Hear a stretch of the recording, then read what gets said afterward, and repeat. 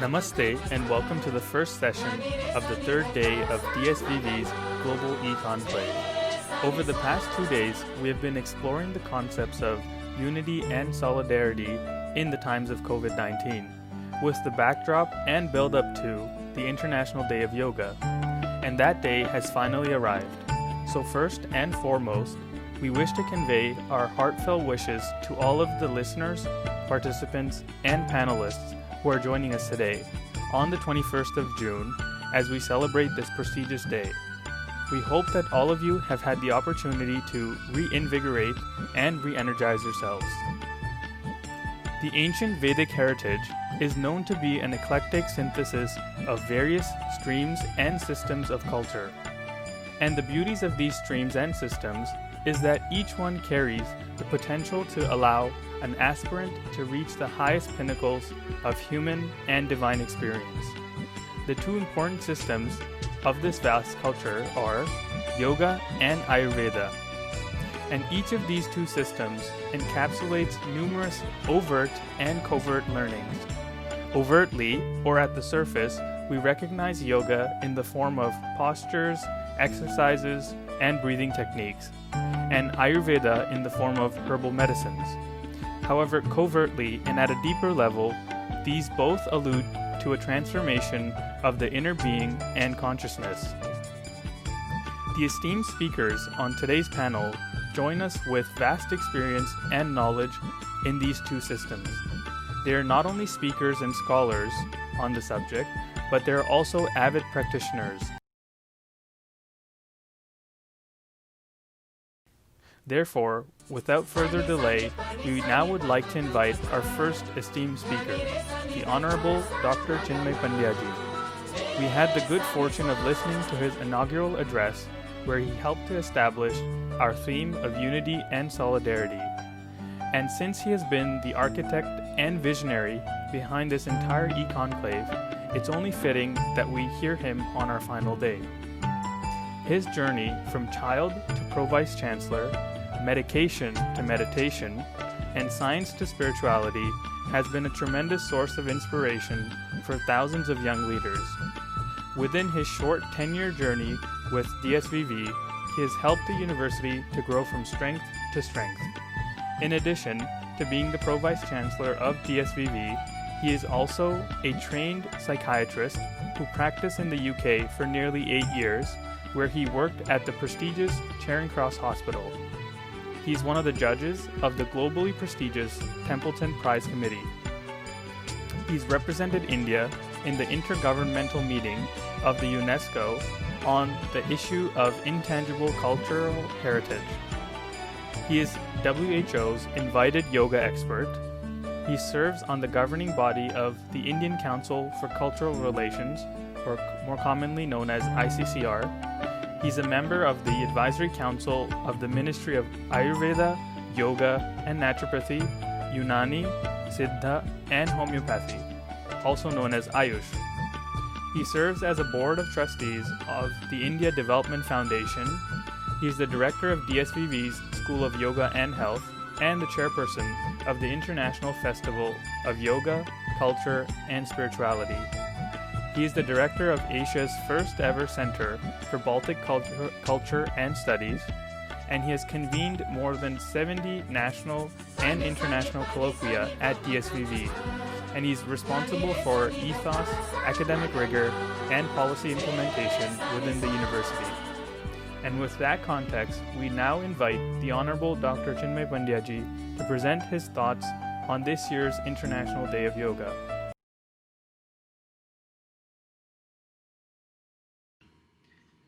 Good morning to everyone and my respectful pranams from India.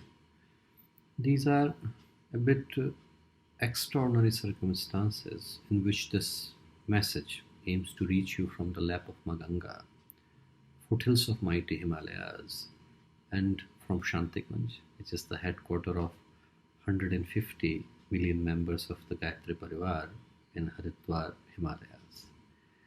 These are historic and slightly precarious times because we are right in the middle of a global pandemic and in the middle of a momentous travesty ever seen by the mankind. Unfortunately, the overall impact of this recently discovered novel coronavirus infection to humanity, in spite of the worldwide shutdown, global restrictions, closures of airports, nations, and even continents, had been colossal. And when we attempt to evaluate the current times in the wake of such calamity, then the present times could easily be called as unprecedented. And there are multiple reasons to support that notion besides the current coronavirus infection. And for us to be aware of these reasons, let us critically evaluate the developments of last century. And as we do that, we will find that in the beginning of the last century, 20th century I'm talking about, the world arena was dominated by three principal ideologies or the point of views. First one was a bit radical, authoritarian and dictatorial point of view. Second was a communist, socialist kind of model. And third was a capitalist and liberalist kind of ideology. And with the end of the Second World War, the world got divided more or less between two ideologies because the first one was gone. And the two ideologies that dominated the world at that time were the communist and the capitalist kind of model. And then came the collapse of the Soviet Union as well as the celebrated fall of the Berlin Wall. And then the prevalent economical model of the world became more or less capitalist, open market. And then in the beginning of this century, we had 9/11, unfortunate incident, and then the world also faced the crisis in 2008 in terms of the world economy collapsing and crashing. And afterwards, the ground underneath the liberal theory started to shake too. Now suddenly, first time ever, the world was left with no dominant ideology. Nations, cultures, and societies are not known because of their peculiar standpoints anymore. And the reason I'm sharing all this historical perspective with you is to remind ourselves that in the absence of dominant ideology, because there is no single viewpoint that is dominating the entire planet at the moment, what became as the global superpower is not a country or not an ideology, but the superpower of today or this time is science and technology, and that is the field of information. And it is clear that an accelerating pace of the technological advancement is currently shaping the future of political systems, nations' ideologies, to the individual life choices, what I'm supposed to buy, what I'm not supposed to buy, what kind of life I'm supposed to live. All this is being determined, shaped, and fashioned by the scientific and technological advancement. And one who controls the data in current times controls the economy. And one who controls the economy also controls the politics. And one who controls the politics is controlling you, me, and this world. And like Heraclitus, the famous Greek philosopher, famously said that if we are not interested in politics, means nothing. It does not mean that politics is not interested in you. And reason all this is important is because a revolution is taking place around us, from creation of the blockchain networks to development of cryptocurrencies, and from the rise of artificial intelligence and consciousness to a totally automated world. But remember that this is the first time in the history of this planet that we are not part of this revolution.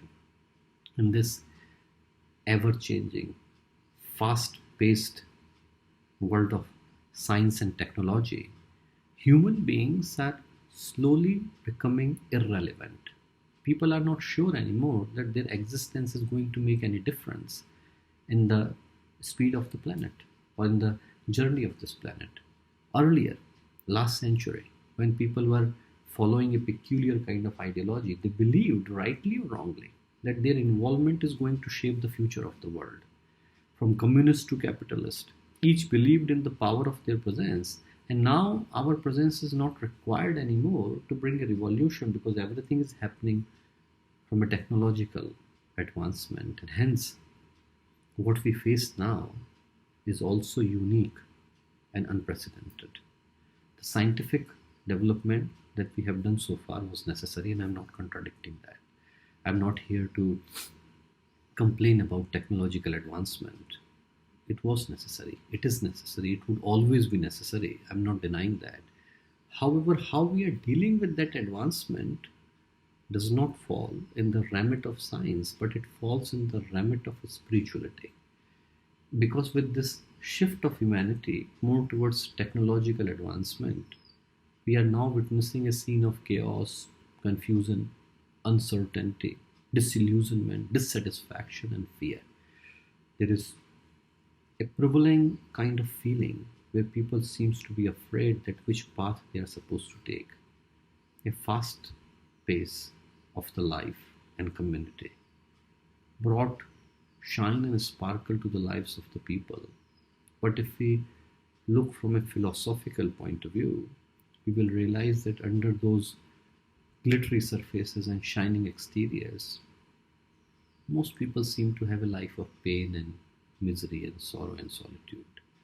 Now we are surrounded by imaginary friends on the Facebook, but in reality, most people seem to have a hollow, broken, and empty hearts behind those fake smiles on the Facebook.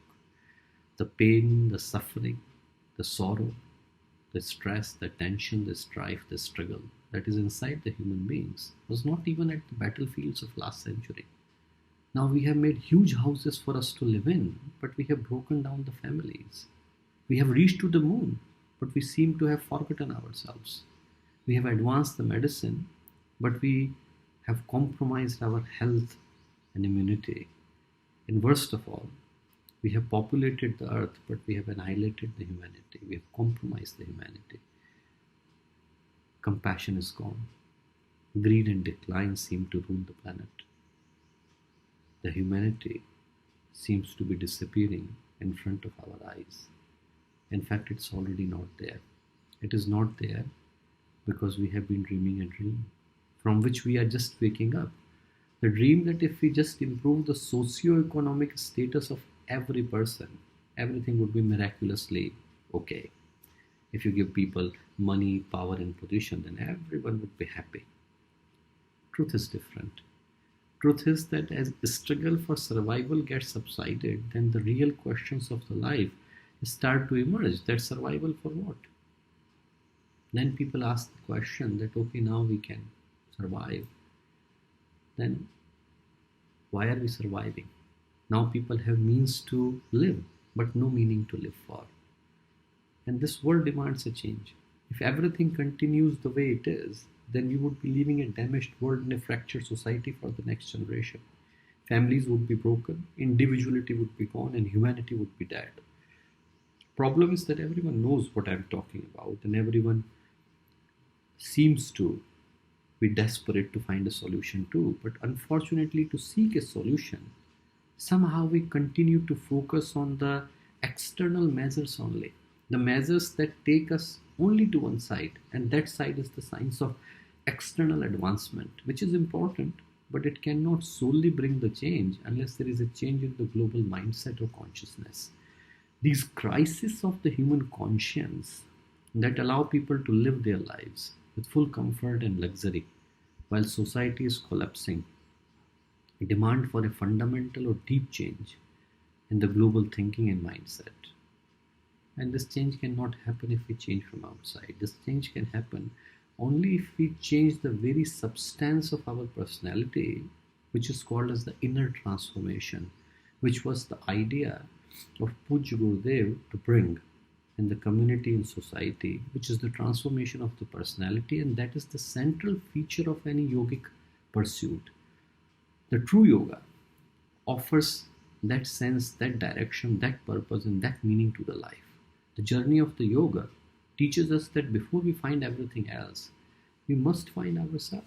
Otherwise, scenery around us would keep changing and we will continue to remain what we are.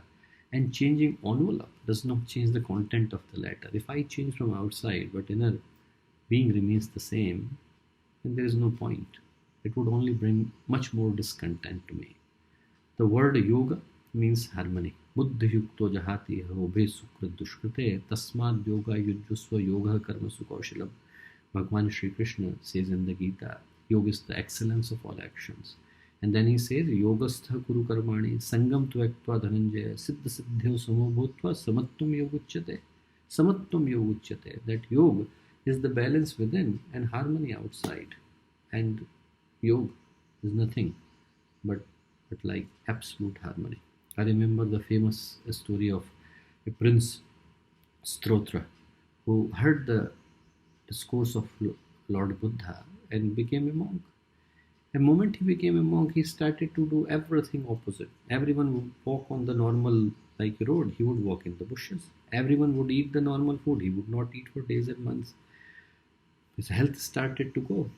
So Lord Buddha, Bhagwan Buddha came to see him and said that Srotra, when you were a prince, you were a very good veena player. Veena is like guitar. So he said, tell me one thing. Why are you doing all this, what you are doing at the moment? He said, I want to find harmony. He said, okay, you remember veena? He said, yeah. He said, tell me one thing, that if the strings of the veena are too tight, what would happen? He said, there would be no music, Lord. It would be too, painful to hear. And he said, if it is too loose, what would happen? If strings are too loose, he said, then also there would be no music. Lord Buddha said, same is with the life, my dear. You can't tight it too much, you can't lose it too much. He said, yoga is somewhere in between, harmony is somewhere in between. It should be samyak. And that is what the yoga focuses upon. It focuses upon refinement of the human consciousness to accomplish purity of the body, clarity of the mind, divinity of the consciousness, and to accomplish that at the level of society, we need one common language at the level of collective consciousness. And yoga is that language that could unite people across the religion, beyond the boundaries, above the horizon. I remember that Puja Gurudev Pandya Sri Ram Sharma Acharya, who was a groundbreaking scholar of modern India, and who, apart from authoring more than 3,000 books in Hindi and Sanskrit, also started a revolutionary movement called Vicharakranti Abhiyan, a thought transformation movement, which now has close to millions of members and thousands of centers worldwide, and all running on absolutely free basis. He said that for unity and harmony to emerge at the level of society, we need three things. Swasth Sharir, a healthy body, that could be accomplished by yogasana.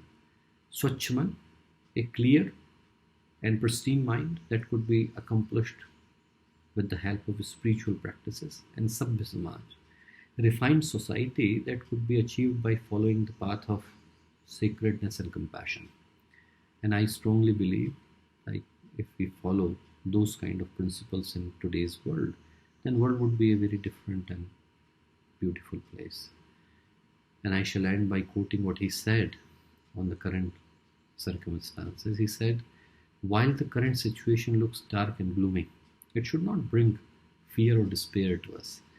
Rather, we should embrace it like a call of action. It is a signal that we are born at a very special time, when the entire humanity has been called to accomplish the most important and most difficult times that it has ever been called to accomplish. And this demands a new kind of collaboration between sectors and societies, nations and religions, races, and different kinds of people. All have to come together to bring a new change in the world. And I think that message is very important, especially in the context of today, when we are celebrating the International Yoga Day. And yoga means union, yoga means balance, yoga means harmony. And all these important meanings of the yoga, especially in the context of what we are going through, not only at the level of community, but also at the level of collective consciousness, become very important. I believe that if we are able to follow those important messages, then we can leave a very important note for the entire world for tomorrow. Our most heartfelt, sincere, earnest wishes to everyone on this International Yoga Day, and many best wishes to those who are listening to this message at their home, and special thanks to all the speakers and all the dignitaries who had kindly contributed their messages of well-being, their messages of wisdom, purity, sanctity to all the listeners through our platform on today's special occasion. Pranams to everyone and best wishes from entire Gayatri Parivar. Pranam.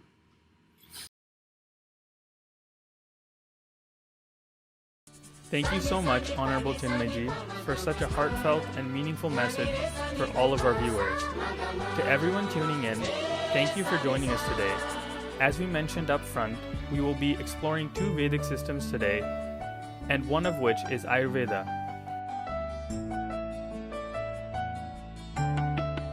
We now pivot to our first Ayurveda scholar for this session, His Excellency Dr. Rajesh Kotecha ji, for his insights on the theme of unity and solidarity. He is an Indian Ayurveda physician, the former Vice Chancellor of Gujarat Ayurveda University. He was appointed by the government as the Special Secretary of the Ministry of AYUSH. He's a trustee of the World Ayurveda Foundation, an initiative of Vigyan Bharati, and he is the advisor to the Vigyan Bharati, which is the largest science and technology movement in India. He's a member on the Governing Council of the Association of Indian Universities and on the advisory panel of the Central Council of Indian Medicine. He's received the Global Ayurveda Physician Award in 2007, and he's been presented with the Ayurveda Ratna Award in 2008. He has served as the Chief Physician and Executive Director of Chakrapani Ayurveda Clinic and Research Center in Jaipur, and he has received a Padmashri Award for Medicine in 2015. And so without further ado, may we now humbly invite His Excellency Dr. Rajesh Kotecha ji to share his thoughts and learnings on the topic at hand.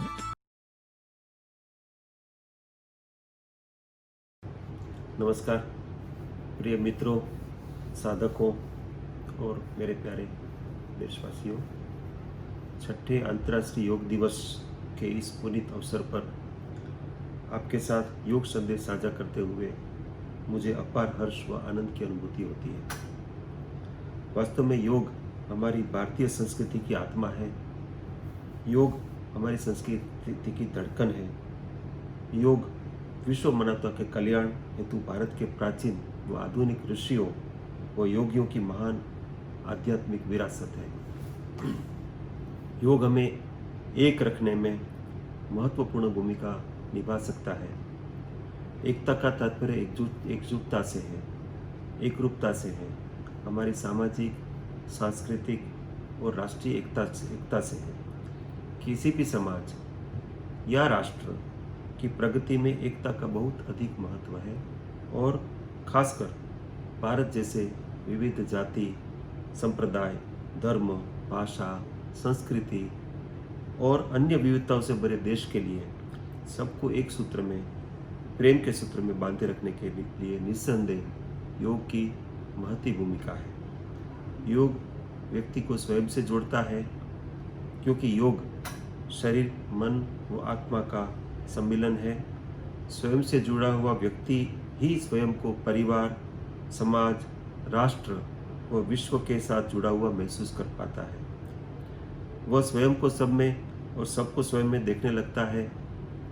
योग के नियमित अभ्यास से जब व्यक्ति में करुणा, प्रेम व संवेदना की ऊंची भावनाएं प्रवाहित होने लगती है, तो उस प्रबल प्रवाह में जाति, धर्म, संप्रदाय, भाषा आदि की दीवारें स्वयं धराशायी हो जाती है और व्यक्ति समष्टिगत हित में सोचने विचारने लगता है।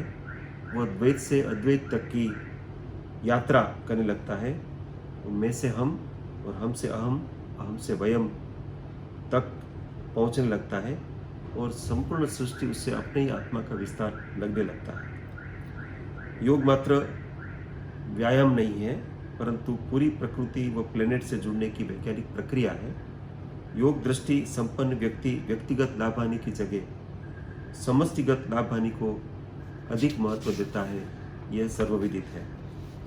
कोरोना वायरस जनित कोविड-19 जैसी महामारी ने आज सारी दुनिया को अपनी चपेट में ले लिया है। इससे अपार जन धन की हानि हुई है। ऐसी स्थिति में योग का महत्व और बढ़ जाता है। आपको ये जानकारी देकर के मुझे अच्छा लग रहा है कि योग कोविड-19 के लिए जो क्वारंटाइन सेंटर्स हैं, आइसोलेशन सेंटर्स हैं, हॉस्पिटल्स हैं, उसमें बहुत सारे देश भर में योग, प्राणायाम, ध्यान वगैरह का अभ्यास करवाया जा रहा है और उसको हमने बहुत सारे शोध के प्रकल्प के रूप में भी लिया है, और जो परिणाम आ रहे हैं वो ये आ रहे हैं कि योग के किसी न किसी प्रकार के एडिशन से उनको जो रोगी है वो जल्दी से ठीक हो रहे हैं। और अभी हमने बहुत सारा लंबा लॉकडाउन का पीरियड भी देखा, उसमें जो योग कर रहे थे अपने जीवन में उनको अधिकतर लोगों को किसी को मानसिक कोई समस्या नहीं आई, और जो योग नहीं करते हैं उनको लॉकडाउन में बहुत समस्या आई। ऐसा हमारे पास जो प्रारंभिक जो परिणाम है वो निष्कर्ष है वो सामने आए हैं। हम जानते हैं चिकित्सकीय लाभ की जब बात करते हैं तो आसन, प्राणायाम, ध्यान और अन्य योगिक क्रियाओं के अभ्यास से बहुत सारे रोगों में लोग मुक्त हो रहे हैं, सब जानते हैं। पर हमें यह भी समझना है कि योग मात्र व्यायाम नहीं है। जैसा मैंने बताया, योग कुछ आसन और क्रियाओं का प्रदर्शन मात्र नहीं है, बल्कि एक समग्र जीवन दर्शन है। और जब हम जीवन दर्शन की बात करें तो हमें समझना होगा कि योग जो है वो शरीर, मन, आत्मा और प्रकृति के साथ सामंजस्य सिखाता है। और जब व्यक्ति परिवार, समाज, राष्ट्र व विश्व के साथ एकता की जीवंत अनुभूति करता है वही योगी है। और योग के माध्यम से ये सब संभव है, निश्चित रूप से संभव है। हमें इस बात का गौरव है कि देव संस्कृति विश्वविद्यालय जैसे शैक्षणिक संस्थान राष्ट्रीय और अंतर्राष्ट्रीय स्तर पर योग के समग्र पक्ष को प्रसारित करने में अहम योगदान दे रहे हैं। अखिल विश्व गायत्री परिवार के स्वयंसेवक बृहद गंगा अभियान के तहत व्यापक स्तर पर वृक्षारोपण कर पर्यावरण संरक्षण में भी अपना अहम योगदान दे रहे हैं। मैं निश्चित रूप से यहाँ योग ऋषि, इस युग के महान ऋषि और अखिल विश्व गायत्री परिवार और युग निर्माण योजना के सूत्रधार युग ऋषि पंडित श्री राम शर्मा आचार्य जी के शब्दों में कहूँ तो मानव में देवत्व का उदय एवं धरती पर स्वर्ग का अवतरण हो सकता है। इसको हमें यदि अचीव करना है तो वसुधैव कुटुंबकम की भावना का विस्तार करना पड़ेगा। और यदि सचमुच हम इस नए युग का सृजन चाहते हैं, विश्व में शांति, सद्भाव व मैत्री चाहते हैं, तो व्यक्ति को अपने भीतर करुणा, प्रेम, सेवा, संवेदना, ऐसे सहचर्य, ऐसे दिव्य मानवीय गुणों को योग के द्वारा विकसित करना ही होगा। ऐसे ही दिव्य मानवीय गुणों से संपन्न व्यक्ति से ही स्वस्थ, सभ्य व सुंदर परिवार, समाज, राष्ट्र और विश्व का निर्माण संभव है। क्योंकि जैसा हम सब जानते हैं, व्यक्ति से ही परिवार, परिवार से समाज, समाज से राष्ट्र और राष्ट्र से विश्व का निर्माण होता है। अंत में अंतर्राष्ट्रीय योग दिवस के अवसर पर आप सबको आयुष मंत्रालय, भारत सरकार की तरफ से अनंत मंगल कामनाएं, शुभकामनाएं संप्रेषित करता हूँ। जय हिंद, धन्यवाद, नमस्कार। Thank you so much, Dr. Kotecha ji, for sharing your wisdom on the intersection between yoga and Ayurvedic medicine.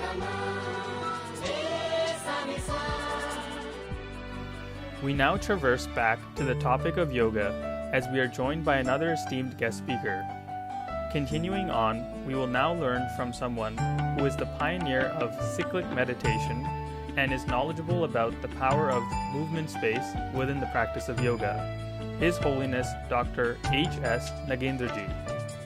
He is the guiding force behind the Vyasa movement and Vice Chancellor of Vyasa Yoga University. He's serving as the Vice Chancellor of Vivekananda Kendra Yoga Research Foundation in Banglore, and at present he's the Director of the Indian Yoga Institute, Prashanti Kutiram. He's a former space scientist at NASA. However, he's best known as the personal yoga consultant of Shri Narendra Modi ji, the Prime Minister of India. He's the recipient of Yoga Shri title from the Ministry of Health and Family Welfare. The government of India has awarded him the fourth highest civilian honor of Padmashri in 2016 for his contributions to the society. He's reported to be the pioneer of cyclic meditation, a yoga technique where the practitioners perform slow, conscious physical movements. He has published 30 research papers in engineering and more than 100 papers on yoga. He has authored and co-authored 35 books on yoga, and so we now humbly invite His Holiness Dr. Nagendra ji, as I'm sure we're all awaiting to hear from him on his unique perspectives of science and spirituality.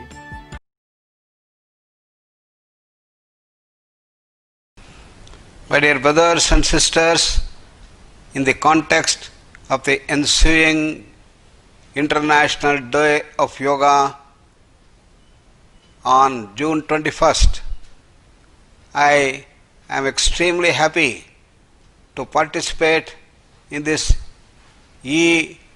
program, Global Conclave, being organized by Samskriti Vishwavidyalaya and the Day-3 Parivar.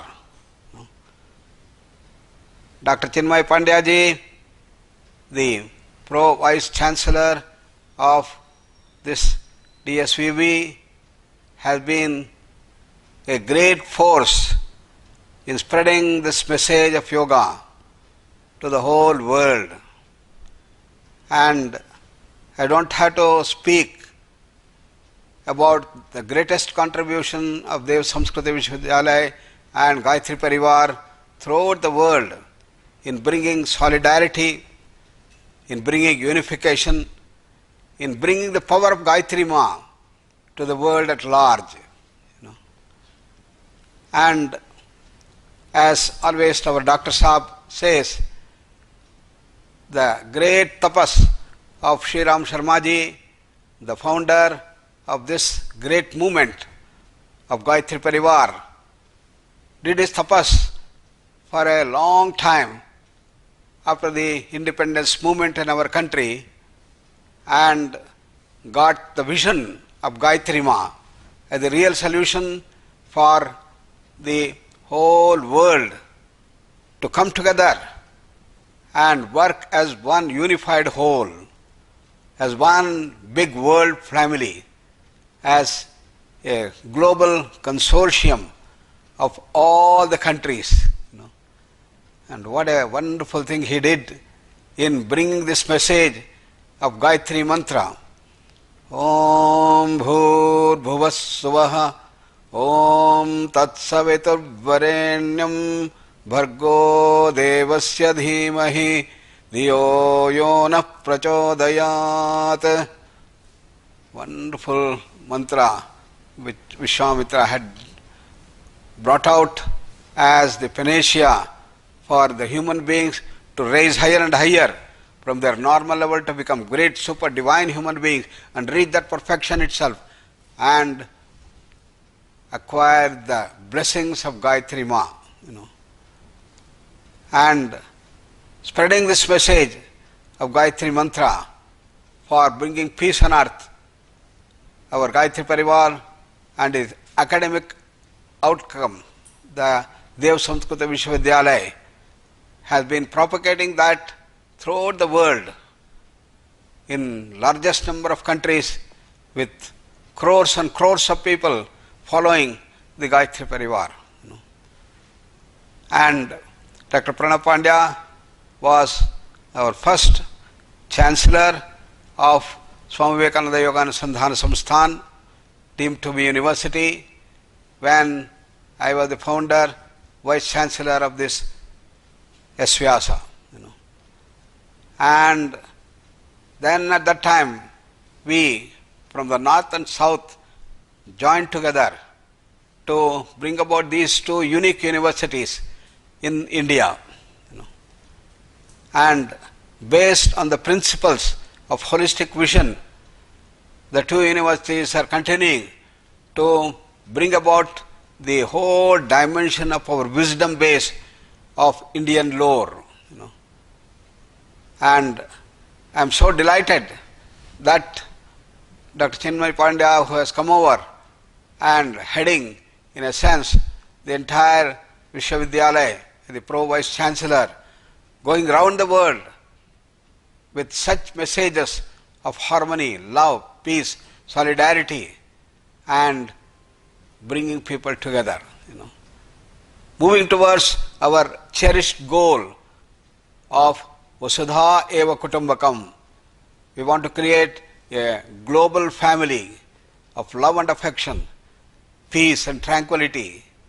And that is the great work that GSVB and Gayatri Parivar is doing throughout the world. On this very nice occasion of the celebration, I offer my gratitude and pranams to the entire team who is making this possible under the leadership of Dr. Pranab Pandya ji and mother. And we all know that the COVID has brought the biggest challenge to the whole world at large. According to Ayurveda, every century there is a new pandemics that start coming up like this. It is a plague, it is cholera, it is flu, and such things will devastate the whole world, and millions of people die in the whole encounter. And this is what we are seeing in the present 2020 with the COVID-19 spreading throughout the world, and spreading as the wildfire, with exponential growth. Starting from China, it went round the globe, and every country is now exercising and getting this type of the spread of COVID. What is the way out? The modern medical system always tries to bring about a vaccine for prevention and the treatment modality with a suitable medical intervention, mainly the medicines. And modern medical system has been very, very effective in that, in dealing with the flu, the malaria, the typhoid, the plague, and other things already. But for the present COVID, which is the RNA virus spreading everywhere, we have to still find the suitable remedies for that, both vaccines and the medical dimensions of intervention through medicines. Therefore, the best thing that has been advocated is to prevent the spread of COVID, and if we can maintain the distance between two people, will help a lot in reducing the spread of this Mahamari, COVID. And our Prime Minister in the right time brought this lockdown of the people in the houses, and that helped India not to go exponentially right from the beginning, starting from the early March.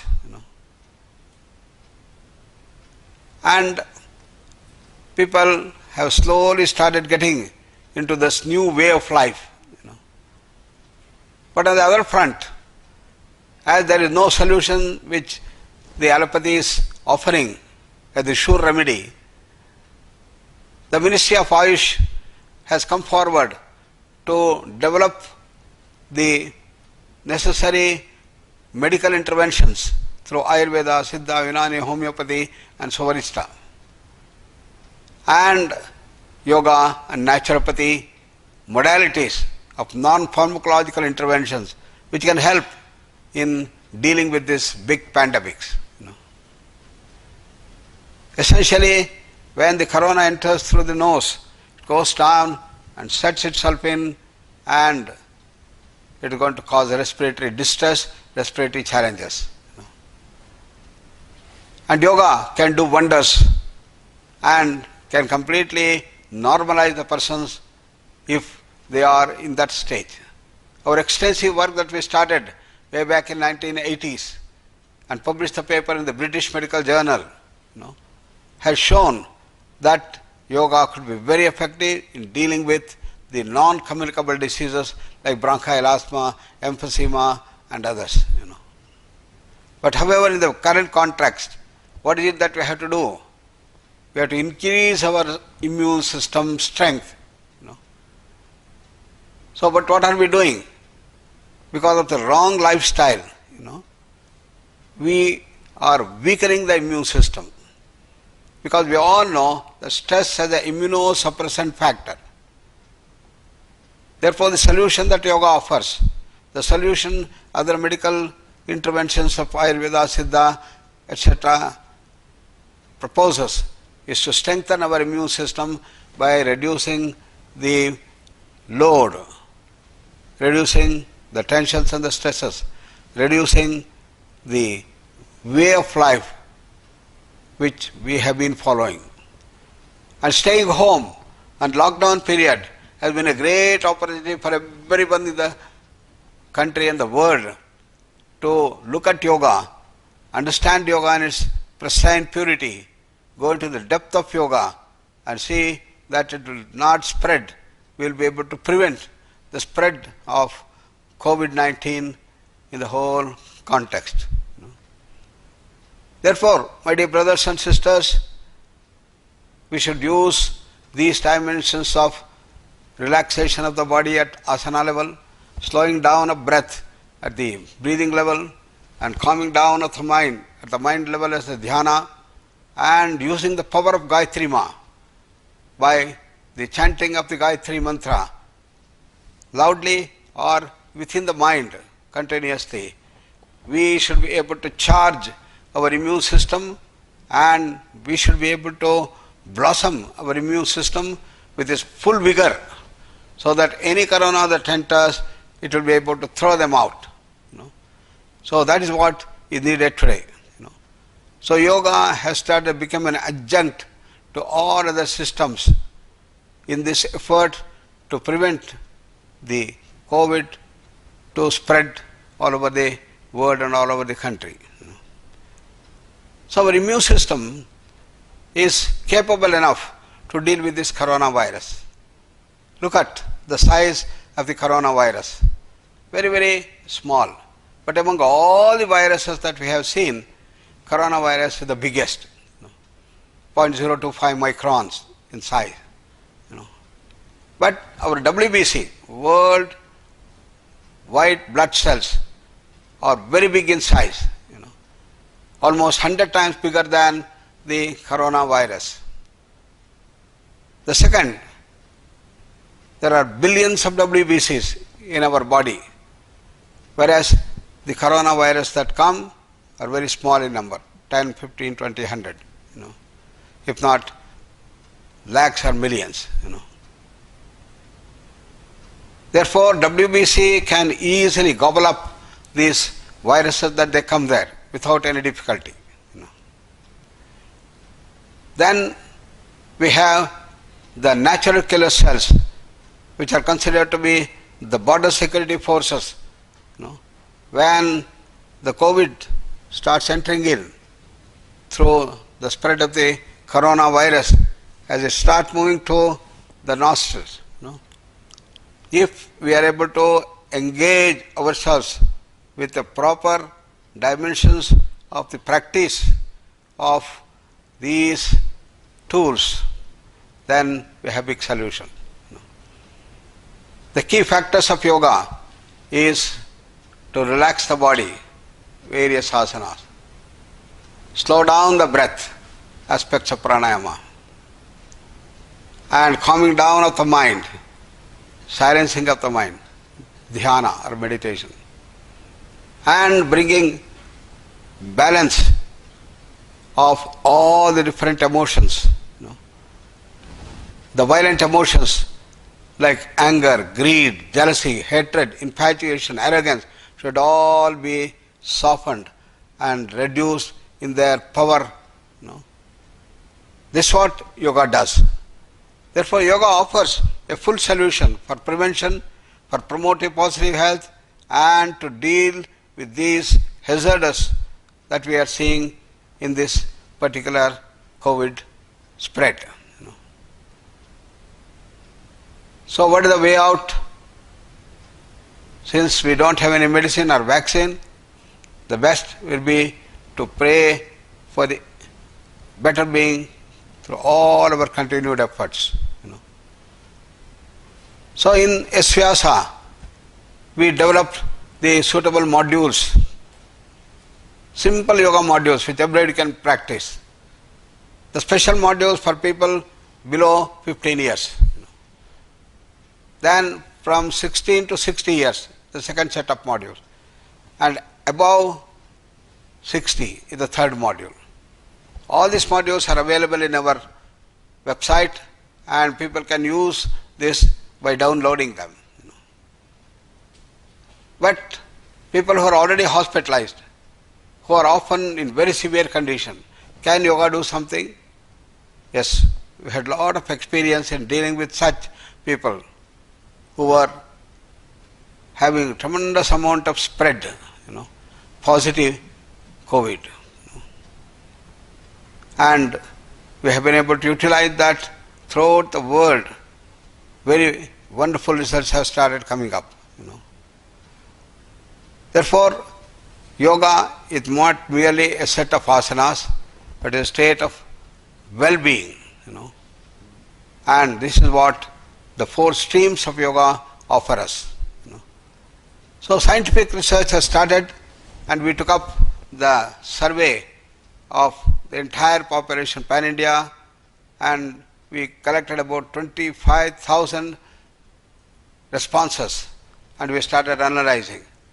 The results show that yes, it can be very, very beneficial. But if done wrongly, then we may have the problem. That is being emphasized by our ex-Pro-Chancellor, Professor Subramaniam ji, and he will share some of his experiences about such a spread which are contained by the wonderful knowledge base of our Professor Subramaniam ji and others. So you can hear more about these things from them. And in our further communications and collection of data throughout the world, our Dr. Manjunath, our Director of Research, has been able to collect a lot of information from all over the world, nearly 3,000 responses, which is being announced to understand the behavior assessment scale called BAS. And with these two things, one on CHAS COVID Health Assessment Scale, and the other one, we should be able to get a complete picture of the whole country as to where the COVID is spreading and what the purpose and how we can prevent that by using yoga techniques or the suitable medical dimensions that are most useful in this context. Therefore, I once again congratulate our dynamic, young Pro-Vice Chancellor Dr. Chinmay Pandya ji, who is spreading round the globe the wonderful message of yoga and others. And I offer my pranams to the founder H.R Sharma ji and his wife, and the present Vice Chancellor and the Chancellors of the DSVB, Samskriti Vishwavidyalaya, Dr. Pranab Pandya ji, his wife, for having confirmed their blessings to the entire movement. And this is what is needed in International Day of Yoga that's soon coming up on June 21st, 2020. I wish you all the best, and let us all move towards better and better ways of life so that we will be able to grow to greater heights. With that, thank you very much, and I wish you all the best. Dhanyavad. Thank you so much, Dr. Nagendra ji, for imparting your knowledge and research on yoga and movements with us. We are quite sure that your message will be a great utility for all of our viewers. We hope you are feeling just as privileged as we are to have such an esteemed panel enlightening us today.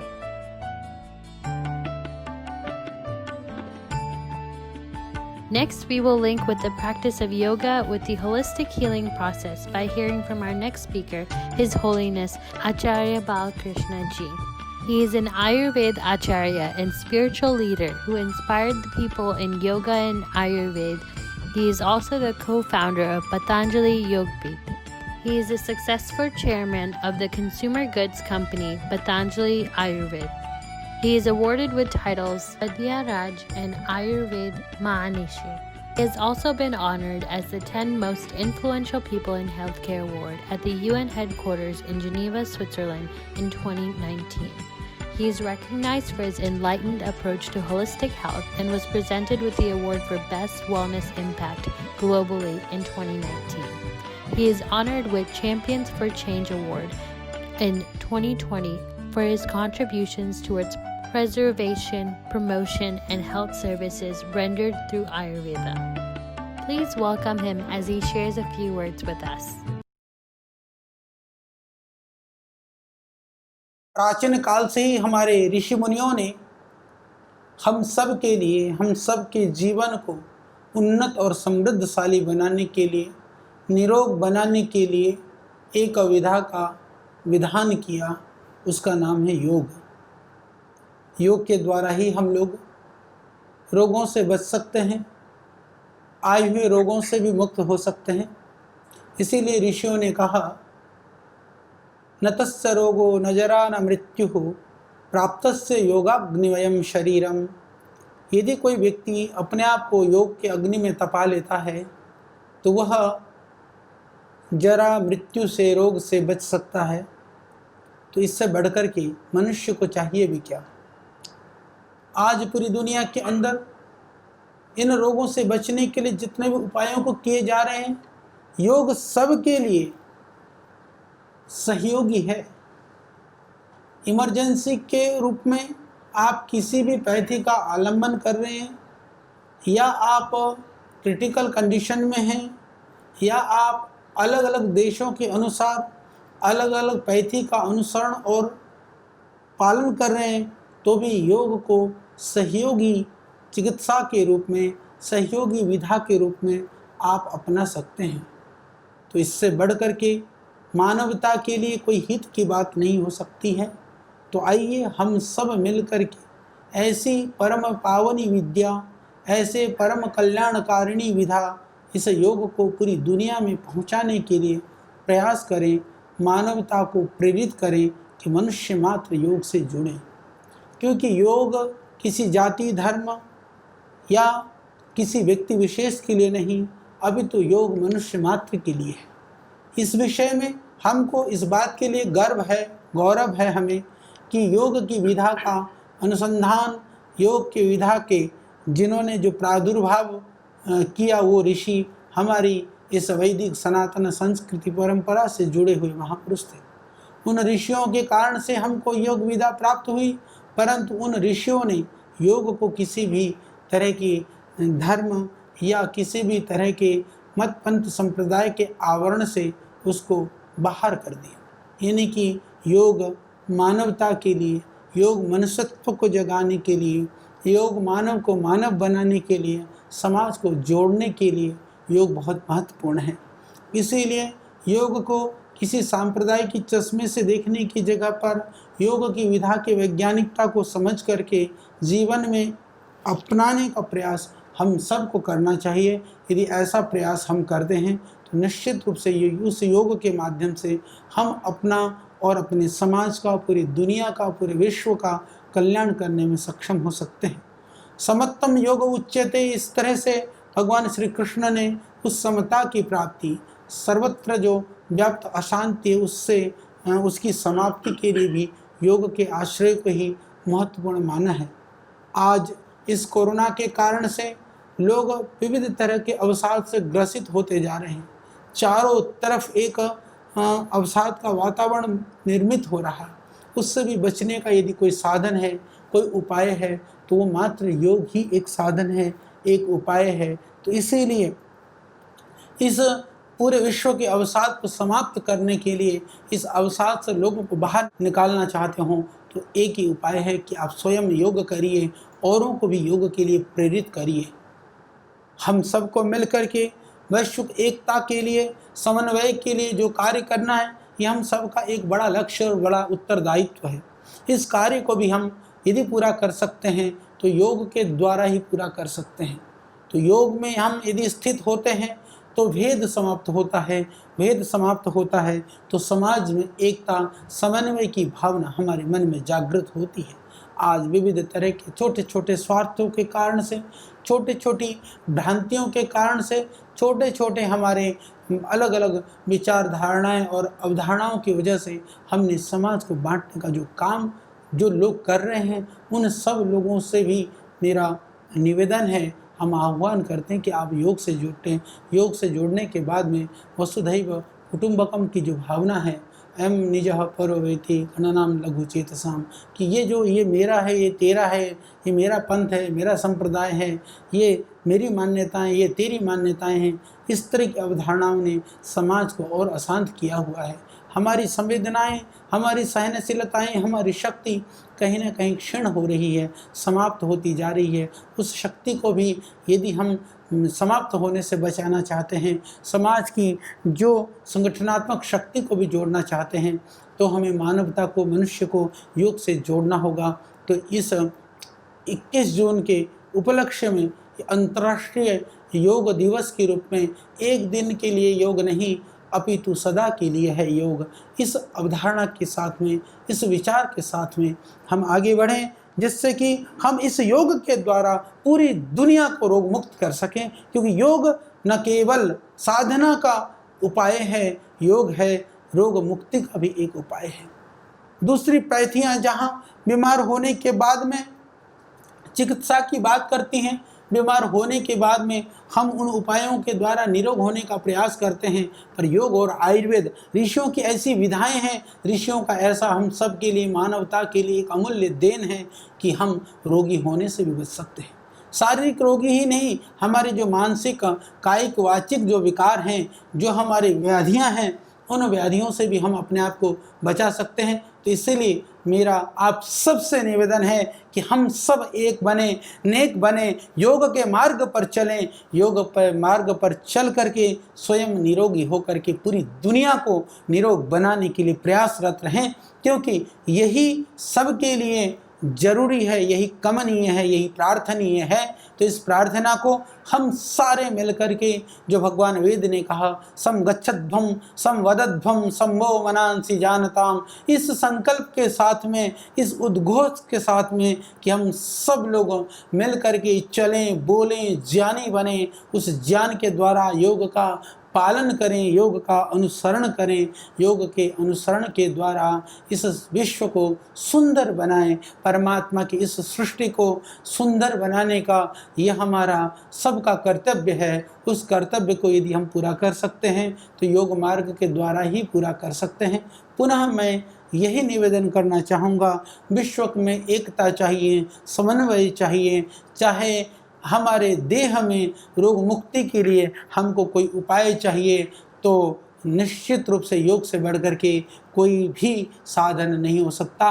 महर्षि पतंजलि ने इसीलिए आत्म साधना की बात की, आत्म कल्याण से जग कल्याण की बात की। योग का मार्ग ही ऐसा है, वह स्वयं तपते हुए लोगों को संताप से मुक्त करने की सोचता है।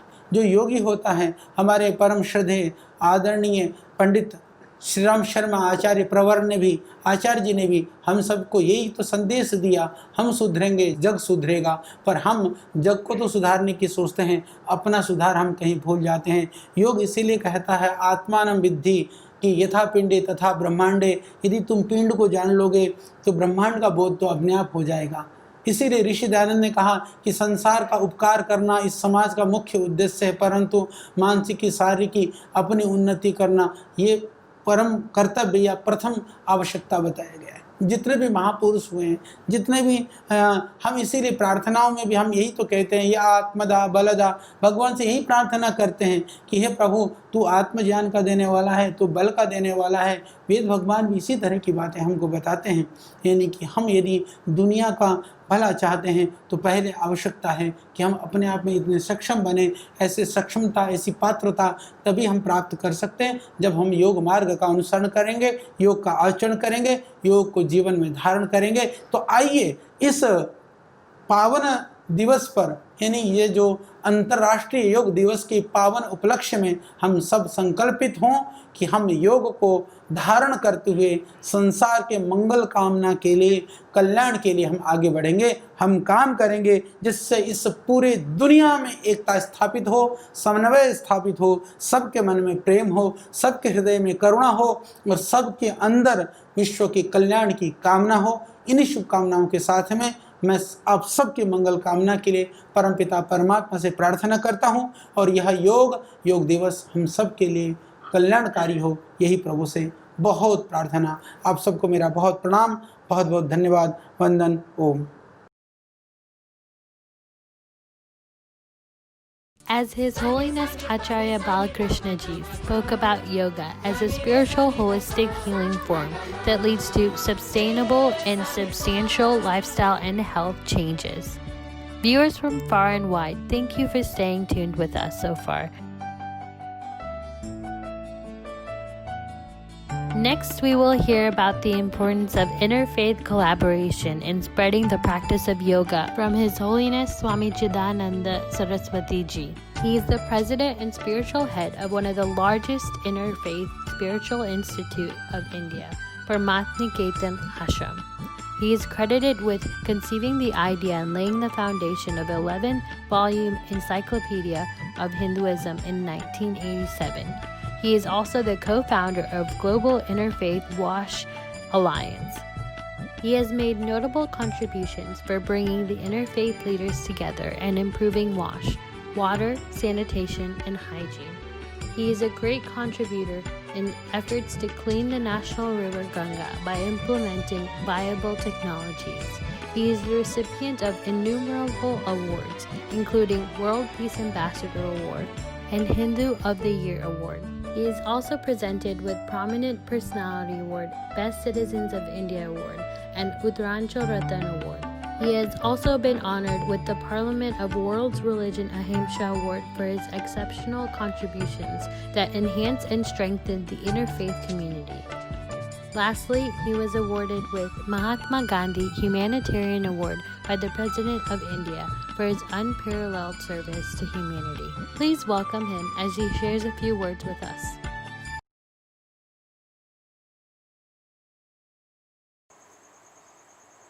Om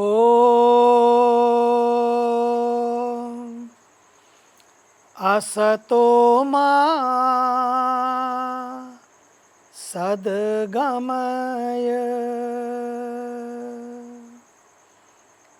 Tamaso Ma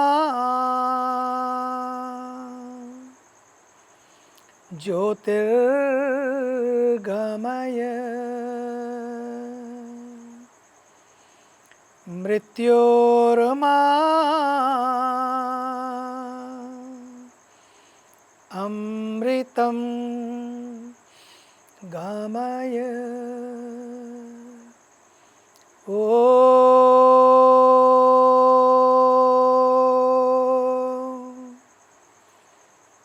Shanti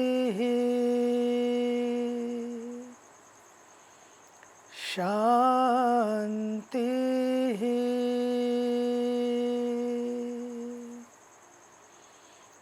Shanti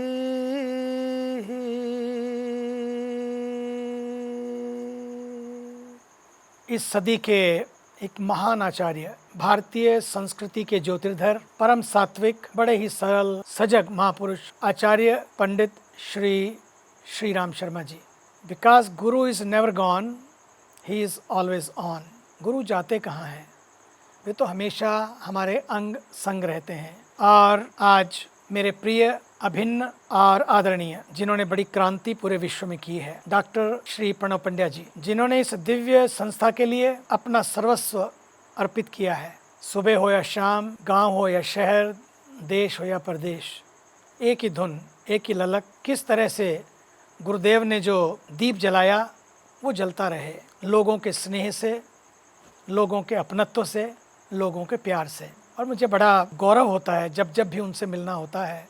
ऐसे मेरे प्रिय अभिन्न आदरणीय डॉक्टर प्रणव पंड्या जी एवं प्रिय अभिन्न डॉक्टर श्री चिन्मय पंड्या जी, देव संस्कृति विश्वविद्यालय की पूरी टीम, ऑल वर्ल्ड गायत्री परिवार एवं पूरा विश्व।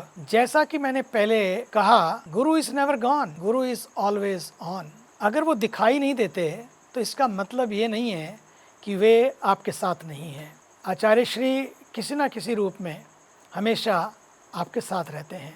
उनकी ही आवाज़ में तुम घबराओ नहीं, आंसू ना बहाओ, और कोई हो कि ना हो तुम्हारा, मैं तो हूँ ना, मैं तुम्हारे घाव धोकर मरहम लगाऊंगा। ये जो उनका अपनत्व है और ये जो जुड़ाव है उनका शिष्यों से, अपने परिवार से मतलब पूरा विश्व परिवार, और आपका उनसे पाकर कितनों को आप ये प्रसाद बांट सकते हैं।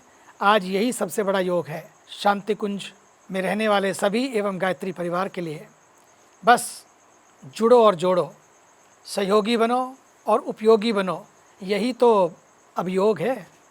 अन्न जहाँ से हमने पाया, प्राण जहाँ से हमने पाया, उस संस्था को और आगे बढ़ाओ, यही सबसे बड़ा योग है, यही यज्ञ है, यही अनुष्ठान है। इसी से उनकी आत्मा को प्रसन्नता होगी।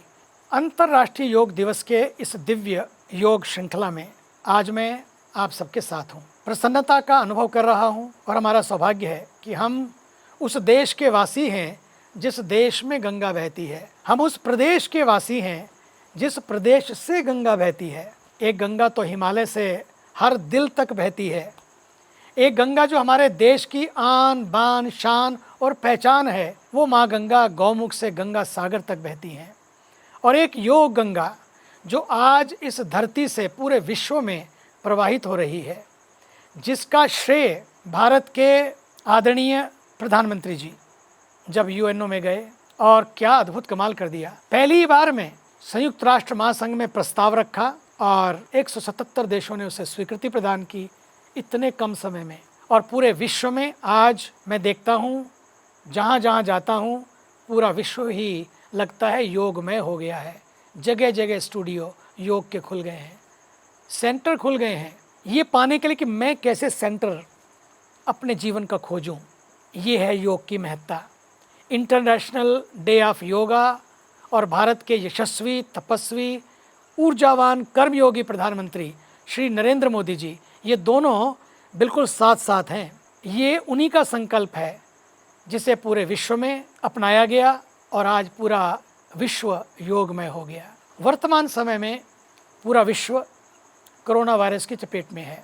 इस समय स्वस्थ और सुखी रहने का योग ही मंत्र है। योग, ध्यान, प्राणायाम, यही तो मंत्र हैं। योग से तन स्वस्थ, मन मस्त और स्थिर रहता है, और जीवन व्यस्त रहते हुए भी स्वस्थ रहे, मस्त रहे, यही तो चाहिए। शरीर में रोग प्रतिरोधक क्षमता बढ़ाने के लिए योग चाहिए, और योग एक पावर बूस्टर का काम करता है, इम्यूनिटी बूस्टर का काम करता है। It's amazing. Yoga is an amazing immunity booster. Yoga बाहर और भीतर दोनों तरह के वायरस से लड़ने की क्षमता रखता है। तन थकान के साथ मन तनाव को भी दूर करता है। केवल तन की नहीं बल्कि मन की तनाव को भी, जो आज बहुत ज़रूरी है। हमारे आसपास जो घट रहा है उसके लिए योग बहुत ज़रूरी है। इसलिए मैं कहता हूँ बार बार, योग करो, रोज करो और मौज करो। योग केवल आसन का समूह नहीं है, इतने थोड़े से आसन कर लिए तो बात बन गई, बल्कि योग तो संपूर्ण जीवन पद्धति है। दैनिक जीवन में कब उठना, कब सोना, कब खाना, कब क्या करना, कैसे करना, सब यौगिक जीवन का ही एक अंग है। भगवान श्री कृष्ण ने अर्जुन को गीता में कहा, तस्माद योगी भवार्जुन, योगस्थ कुरु कर्माणि, योग में स्थित रहते हुए सभी कर्मों को करो तो सफलता अवश्य मिलेगी। और युक्ताहार विहारस्य युक्त चेष्टस्य कर्मसु युक्त स्वप्नावबोधस्य योगो भवति दुःखः।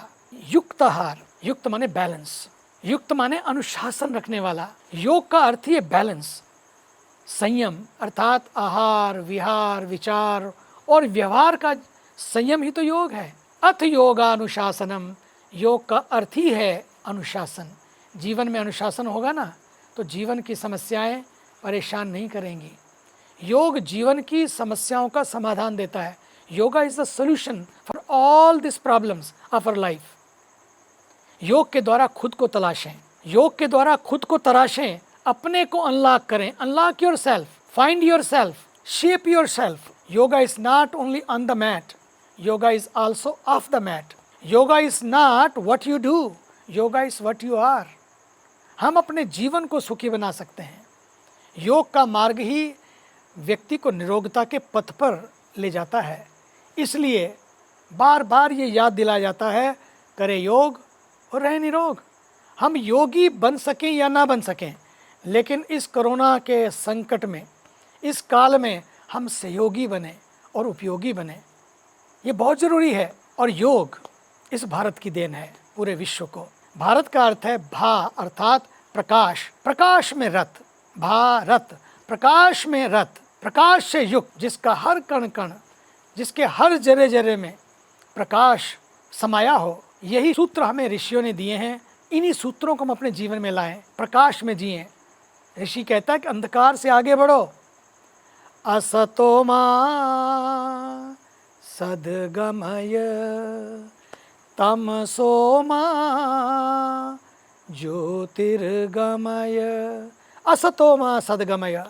Let us lead our life from falsehood to truthfulness, from the darkness to the light, the darkness of ignorance, arrogance, grudges, anger, our petty complaints. ये जो छोटी छोटी चीज़ें हैं ना, ये अंधेरा है। From that darkness to the light, उस अंधकार से प्रकाश की ओर बढ़ें। और अंधकार आ ही जाए जीवन में तो फिर क्या करें? तो संकल्प करें कि मैं जीने के लिए पैदा हुआ हूँ, जीवन को एक नया प्रकाश देने के लिए पैदा हुआ हूँ। मैं अंधेरा नहीं, मैं प्रकाश हूँ। I am not the darkness, I am light. जिंदगी केवल न जीने का बहाना, जिंदगी केवल न जीने का बहाना, जिंदगी केवल न सांसों का खजाना। जिंदगी सिंदूर है पूरब दिशा का, जिंदगी सिंदूर है पूरब दिशा का, जिंदगी का काम है सूरज उगाना। योग का सूरज हर जीवन में उगे, और योग के सूरज के उगते ही संसार के सारे रोग और बीमारियां दूर हो जाती हैं। बाहर की औषधियाँ केवल शरीर को ठीक करती हैं, लेकिन योग और ध्यान हमारे मन को सेट करते हैं। आज इसी की ज़रूरत है। अन्यथा हमारा प्रिय सुशांत क्या प्यारा एक्टर था, क्या प्यारी सोल थी। जब भी उसे मिले लगता था कि क्या आत्मा है। बड़े सपने, बड़े ख्वाब थे उसके। भगवान उसकी आत्मा को शांति प्रदान करे, उसके परिवार को शक्ति प्रदान करे। ये छोटा मोटा दुख नहीं है। क्या गुजरती होगी उन पर, क्या नहीं था उसके पास। इतनी महंगी गाड़ियाँ, कई कई करोड़ की शानदार गाड़ियाँ, और कितनी अमेजिंग बाइक्स, करोड़ों की प्रॉपर्टी, करोड़ों रुपए बैंकों में। और नवंबर में शादी थी। इसी माह ही उसने और काफ़ी सारे प्लान किए हुए थे। कितने शेयर, कई कंपनियों में पार्टनरशिप, 1-1 करोड़ के 5 से 7 करोड़ लेते थे, सोचिए आप। और इसके अलावा सुशांत सिंह राजपूत पक्का राजपूत था। वैसे हिंदी फिल्म इंडस्ट्री का इकलौता एक्टर था जिसने चांद पर लूनर प्रॉपर्टी के थ्रू पीस ऑफ लैंड खरीद रखा था। इस चांद के टुकड़े ने चांद पे एक टुकड़ा खरीदा, लेकिन क्यों पता नहीं उसने खुद को टुकड़े टुकड़े कर लिया। लेकिन इन सारी चीज़ों के ऊपर डिप्रेशन बहुत भारी पड़ा, और बांद्रा में अपने ही घर में इतना प्यारा सजा सजाया घर फांसी लगा ली और ख़त्म हो गया। इसलिए अपनों से मिलते रहिए, बात करते रहिए। एक छोटा सा प्यारा सा दिल है, इसमें खुशियाँ भरी है। डिप्रेशन नहीं, टेंशन नहीं। खुद को भी खुश रखो, खुद को भी स्वस्थ रखो और मस्त रखो। जब भी मिलो, जिससे मिलो, दिल खोल के मिलो। न जाने किस गली में ज़िंदगी की शाम हो जाए।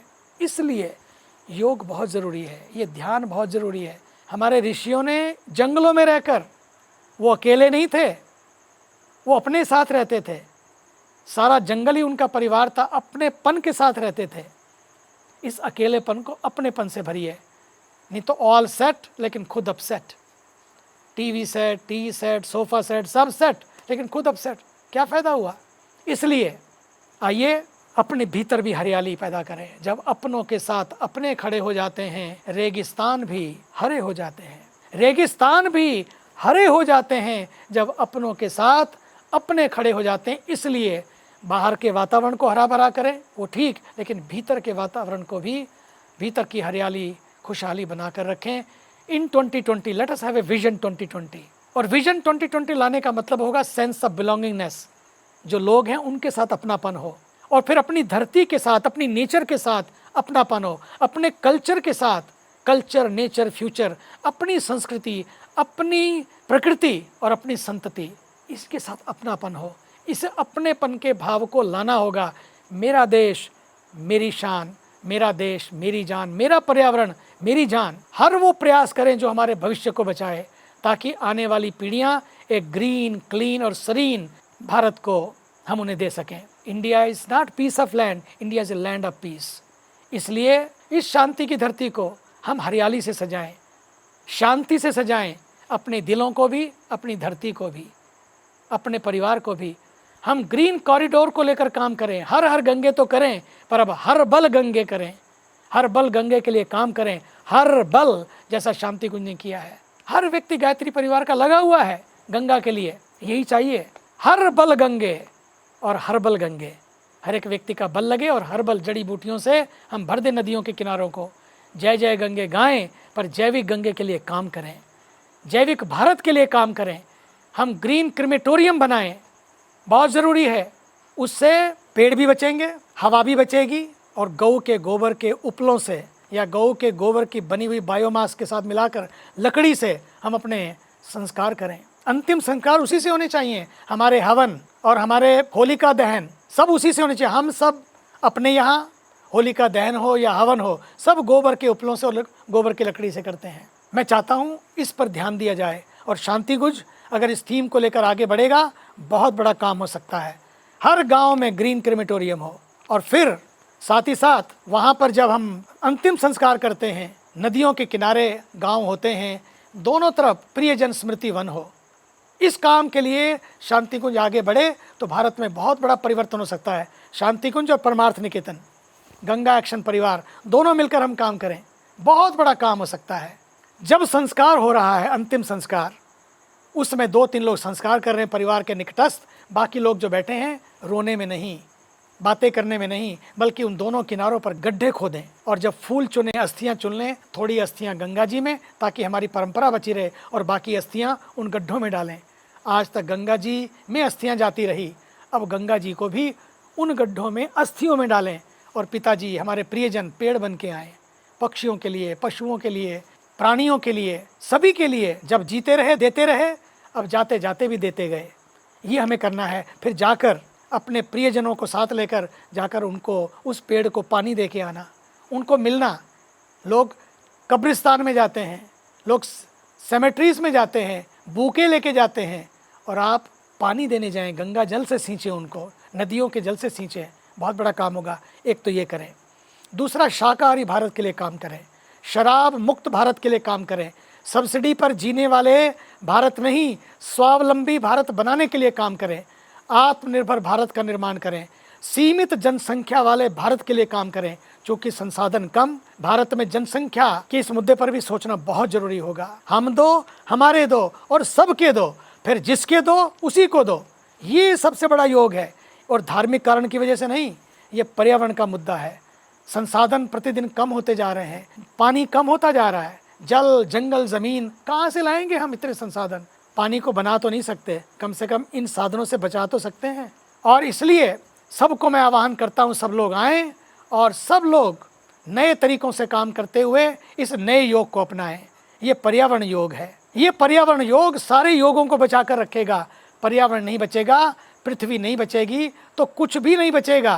कोरोना आया, बहुत कुछ बदला, और अभी बहुत कुछ बदलेगा। पहले केदारनाथ की भीषण बाढ़, आपदा में हमने बहुत कुछ खोया, बहुतों को खोया और भूल गए प्रकृति के संदेश को। अब फिर ये कोरोना आया है, याद दिलाने आया है। आज कोरोना तो कल क्लाइमेट चेंज, फिर ग्लोबल वार्मिंग, तो फिर वाटर शॉर्टेज, ना जाने कितने वायरस आते रहेंगे। यदि हमें कोरोना जैसी आपदाओं से बचना है तो अपने पर्यावरण और प्रकृति को बचाना होगा, जल शक्ति को बचाना होगा। बचाओ और बचो संदेश साफ है।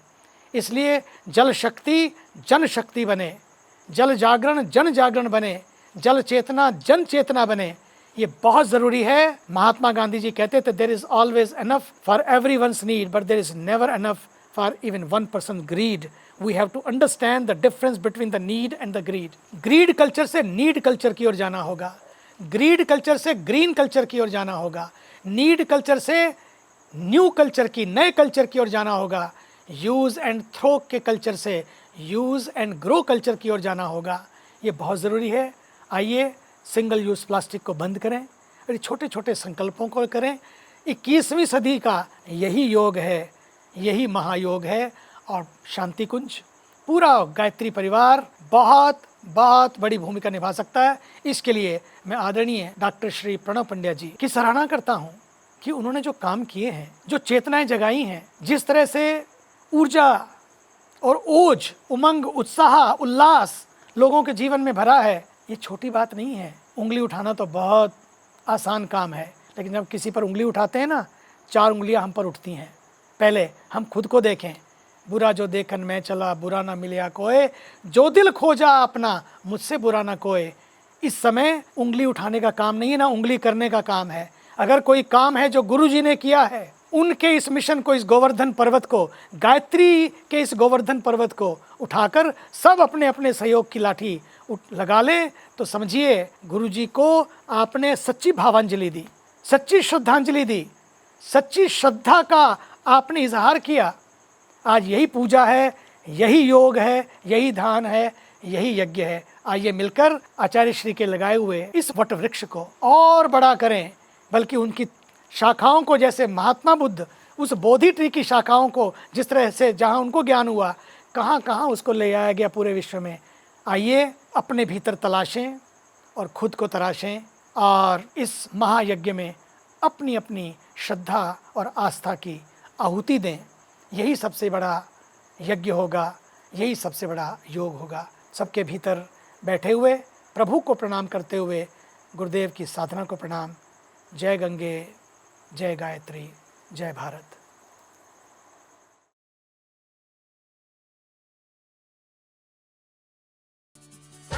As Swamiji spoke on how the practice of yoga explores spirituality and transcends religion, it is important to form interfaith participation.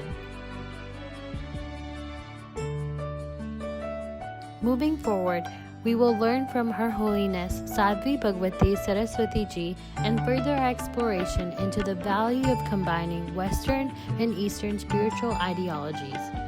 Sadhvi Bhagwati Saraswati Ji was raised in America but is now residing in Rishikesh, India. She is renowned as a spiritual bridge between the two cultures. She serves as the Secretary General of the Global Interfaith WASH Alliance, an international interfaith organization dedicated to clean water, sanitization, and hygiene. She is the president of Divine Shakti Foundation, a foundation which runs for free schools, vocational training programs, and empowerment programs. She is the director of the world-famous International Yoga Festival at Parmarth, Niketan, which has been covered in Time Magazine, CNN, New York Times, and other prestigious publications. She has served on the Faith-Based Advisory Council at the United Nations Task Force on Religion. She has served as the managing editor for the monumental project of 11-volume Encyclopedia of Hinduism. She is a renowned speaker at United Nations, Parliament of World Religions, and many international conferences and summits, which blend the knowledge of logic of the Western with the insight and spirituality and wisdom of the East. Lastly, she has received numerous national and international awards and recognition for significant work with water, sanitation, and hygiene, as well as women upliftment and empowerment. Please welcome our last speaker to share a few words.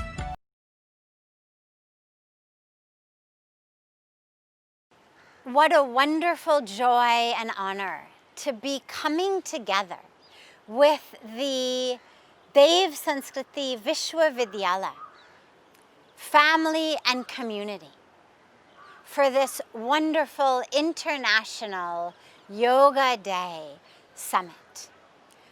First of all, my most respectful deepest, warmest greetings to Puja Dr. Pranav Pandya ji, Dr. Chinmay Pandya ji, and their entire team and family of the Day Sanskrit Vishwavidyalaya and the all-world Gayatri Parivar.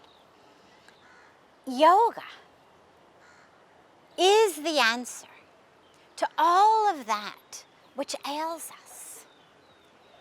When we look at our lives from the most deeply personal, the depression we suffer from, the stress we suffer from, to that which we experience in our families, the conflict, the divorce, the problems, to that which we suffer from in our communities, to that which we suffer from in nations at war, to that which we are suffering from in our relationship with Mother Earth and environmental destruction.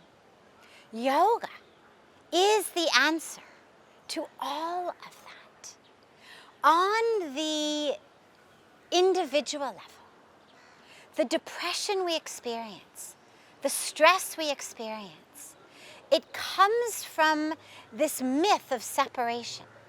When I feel separate from God, separate from existence, separate from a higher and deeper meaning and purpose, separate from others, separate from my true self, separate from love, separate from truth, I suffer. I suffer depression. I suffer anxiety. I suffer misery. When I feel separate from others, I suffer stress. Stress is what? Stress is basically this experience of what I want isn't happening. Or maybe what I want isn't going to happen. So it's either due to the present moment experience or due to this anxiety about the future. जो मैं चाहती हूँ, जिस तरह से मैं चाहती हूँ, जिससे मैं चाहती हूँ, जब मैं चाहती हूँ. If it doesn't happen, I'm stressed. But that desire, that sense of जो मैं चाहती हूँ, वैसा होना है, that is rooted in this illusion of separation. It's rooted in competition. It's rooted in jealousy. It's rooted in greed. It's rooted in this sense of, oh my God, what if someone else has more than I do? What if someone else does better than I do? What if they make more money? What if they have a bigger house, more cars? What if they have more followers on Facebook? What if they're more popular? That sense of competition, that sense of greed, that sense of ego is rooted in ignorance. And especially in this ignorance of separation that says you are separate from God. You're separate from wholeness. You're separate from perfection. Therefore, you need to make a lot of money, get a lot of degrees, build a big house, have a lot of cars, have a big social media presence, whatever it may be. And then you will be something. Then you will be fulfilled and successful. Jab tak wo nahi hota, we are depressed.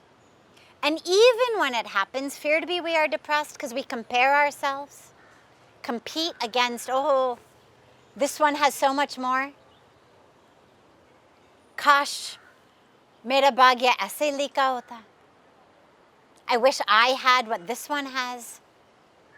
And in that sense, in that ignorance, we suffer. So yoga, that science, that art, that system of union that unites us with the divine, that unites us with the full, whole truth of who we are, in union with truth, I no longer suffer. In fact, in the Bhagavad Gita, Bhagavan Krishna says so beautifully, yoga is the cessation, the ending of the union with pain, which is very beautiful because usually we think of yoga as the union. But here he's clarifying. It's not just any union. When we're speaking about a union with pain and suffering, yoga is the ending of that, the cessation of that, the freedom from that union with ignorance and illusion, ego. So on a deep personal level, yoga is the answer to my depression, to my stress. And of course, through the actual practices, the actual exercises of asana, of pranayama, of meditation, of all of the 8 limbs of yoga, I actually experience that bliss, that peace, that joy in my life. When we look in our relationships, that suffering in our relationships again comes from this myth of separation. When I think that I need you to treat me a certain way, speak to me a certain way, act a certain way, live a certain way for me to feel happy, for me to feel peaceful, then I suffer. When I live according to this concept that jesse paristiti, vase mirastiti, vase swastiti, if I'm living according to that, jab paristiti, meri anusar se chalti hai, then I am very happy. When the situation around me goes according to what I want, when you do what I want, then I'm happy. I suffer most of the time. And again, yoga is the answer. And it's the answer beginning with yam and niyam. Because of course, yam and niyam give us how we live in our own lives, but also in our relationships. That sense of non-violence, that sense of truthfulness, of non-stealing, of non-hoarding, of integrity. When we move through our relationships like that, we realize that forcing someone to act a certain way, think a certain way, speak a certain way is violence. It's violence to their free will. It's also stealing.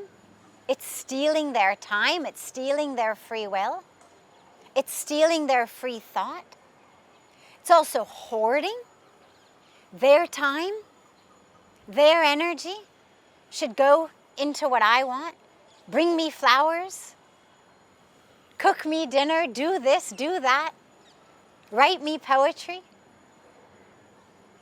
massage my legs, whatever it may be. When I have an attachment to that, it's rooted in this ignorance of separation, this illusion of separation, this sense that if you don't bring me flowers, somehow we are separate. Somehow I am not whole, not full, not complete. Jab tak you don't make me feel complete, I don't feel it. That's ignorance. That's illusion, that's separation. So yoga is the answer. When we move into our communities, though, it's very important here because ironically we have a yoga community, but the community is divided. Even within the yoga community, this stream of yoga, that stream of yoga, this stream of yoga, this parampara, this sampradaya, even all of the paramparas and sampradayas of yoga are not united. That's the ironic tragedy, or the tragic irony. We need to be united as one. If we are not united, what union can we teach to the world? Variety is great. Union doesn't mean ki ek jaisa hona chahiye. But it means that we have to be one in our strength, in our message, in our mission, in our narrative. What narrative are we sharing with the world? At this time of COVID, are we sharing a narrative of fear, of survival, that it's all about me? Or are we sharing a narrative of oneness, of coming together, of truly being one, being those who are awake, who are connected, who are grounded, who are anchored, who are courageous to have the vision, to know what our new normal needs to be? Because we don't want to go back to normal. We need to come from COVID-19 into a new normal. And yoga, it's not just about giving us physical fitness. It's not just giving us the immunity through the asanas or through the pranayama or through reducing our stress through meditation. But it's actually through giving us a spiritual immunity.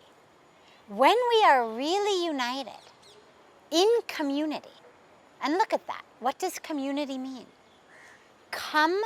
Unity. We are only a community when we have come together in unity.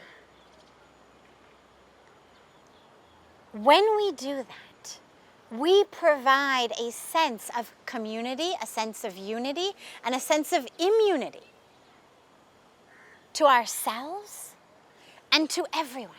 Because community, real, grounded, rooted, and inspired, uplifted, love-filled, truth-filled community is an extraordinary immunity booster. We know from a purely medical and immunological level that people who have strong communities actually have better immunities.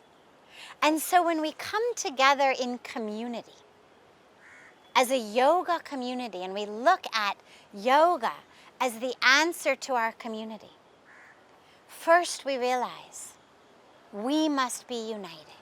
And again, iska matlab nahi hai that we have to practice the same asanas or teach the same asanas or give the same mool mantras.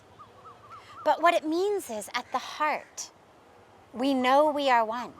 We know ki whether you're doing asana in this way or asana in that way, chanting this particular mantra or that particular mantra, worshipping in this particular way or that particular way, that all of our sampradayas, all of our paramparas, all of our dharmic institutions, that we are one. And we have to stop the competition between them. At this time of both COVID, the COVID emergency, and International Yoga Day, let us become one. Let us take this emergency and use it as an opportunity to emerge and see. From emergency to emerge and see. Let us emerge from our divisions amongst ourselves. Let us emerge out of competition, out of backbiting and backstabbing. And let us see the incredible, powerful possibilities when we really become one together as one community. And again, it doesn't mean that we don't keep doing our own things, but we do them with one heart, one love, one truth, one mission, one message, joining our hearts, joining our hands, being there together. That's the immunity that our communities need. And lastly, Mother Earth. Yoga is the answer to that which is ailing us with Mother Earth. All of the environmental destruction and devastation, climate change, pollution, it is rooted in this ignorant sense of being separate. We feel like we are separate from Mother Ganga, so we pollute her. Separate from the air, separate from the soil, separate from the water, separate from the future generations, separate from those today who are going to sleep hungry, separate from those today who are dying from contaminated, polluted water and air and soil, separate from the indigenous people whose land is being cut down, whose forests are being cut down for us to graze cattle, to become hamburgers. When we feel separate, only then do we harm, do we steal, do we grab. That's why yam and niyam is the beginning of yoga. In order to move into real union, that truth of union, how we interact with each other and the world must change. And so we must realize we are one with Mother Earth, with the air, with the soil. Sanatan Dharma is the only tradition in the world I know of that prays to and for the environment, the air, the atmosphere, every single element, every aspect of creation. Sarvabhut, Sarve, all. We pray for all. When we chant Sarve Bhavantu Sukhina, Sarve Santu Niramaya, Sarve Badrani Pashyantu, Ma Kaschit Dukhabhag Bhaved. All. Not all Indians or all Hindus or all people of this sampradaya or this parampara. All, not even all human beings. All. So let us take these truths, these teachings, and really live them. That's the light. The Gayatri Mantra, which the all-world Gayatri Parivar has brought to so many tens of millions of people around the world.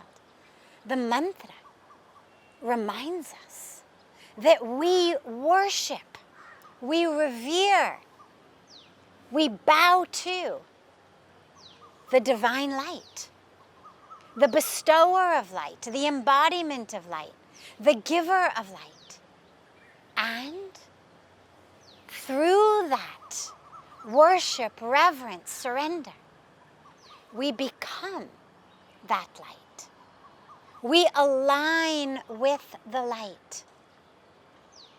Let us, at this time of International Yoga Day, recommit ourselves to align with the light of oneness, the light of truth, the light of yoga. Not just for a healthy body, but for a healthy community, a healthy world, and a healthy planet. Thank you once again to Dev Sanskriti Vishwavidyalaya for this beautiful opportunity to be together on this special and sacred day.